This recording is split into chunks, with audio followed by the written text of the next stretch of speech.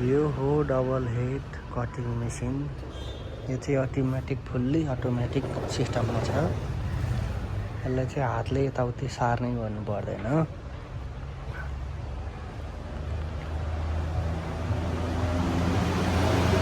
यो चाहिँ हो सिमलेस मेसिन, वेल्डिङ मेसिन हो। यो सिंगल हेडमा हुन्छ। यो चाहिँ फुल्ली अटोमेटिक हो। यसले चाहिँ फिनिसिङ राम्रो दिन्छ।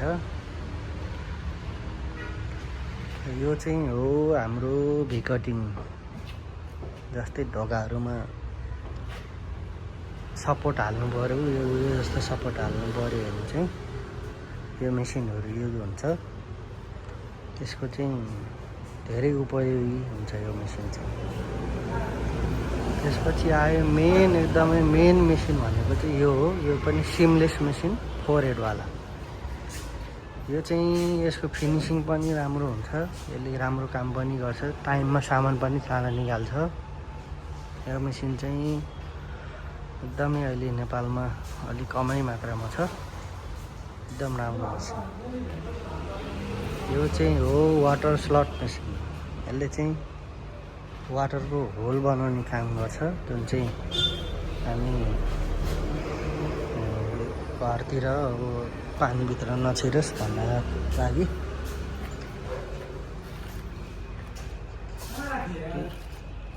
स्क्रू क्यापहरू हालेर काम हुन्छ। वाटर स्लटको काम भनेको चाहिँ यो बनाउने। यहाँभित्रबाट नि पाल हुन्छ, जुन चाहिँ यहाँको पानी यहाँ आउँछ, यहाँको पानी चाहिँ यहाँबाट निस्किन्छ। यो चाहिँ हो फिनिसिङको अन्तिम चरणमा रहेको बिड कटिङ। यसले चाहिँ बिडहरू काट्ने काम गर्छ। जस्तै बिड भनेको चाहिँ यो हो। यो चाहिँ बिड भन्छ हामी नेपालमा, लिस्टी पनि भन्ने गरिन्छ।